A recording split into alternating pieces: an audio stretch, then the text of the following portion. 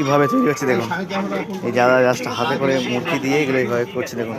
সেই জয়নগরের মোয়া, হ্যাঁ, জয়নগরের স্পেশাল বাবুর মোয়া এখানে কীভাবে তৈরি হচ্ছে দেখুন। একদম লাইভ তৈরি করছে এক দাদা, লাইভ বানাচ্ছে হাতে হাতে একদম।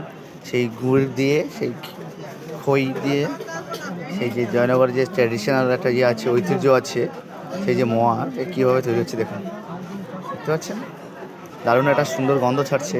দর্শক আপনাদেরকে তো আমি সেই গন্ধটাকে বোঝাতে পারবো না, কিন্তু ভিডিওর মাধ্যম দিয়ে এটা বোঝাতে পারবো যে এটা সুন্দর একটা পরিবেশ তৈরি হচ্ছে দেখুন। এখানে জয়নগরের একটা মোয়ার যে মেলাটা, এই দেখুন এখানে বিভিন্ন রকম গুড়ের ইয়ে রয়েছে।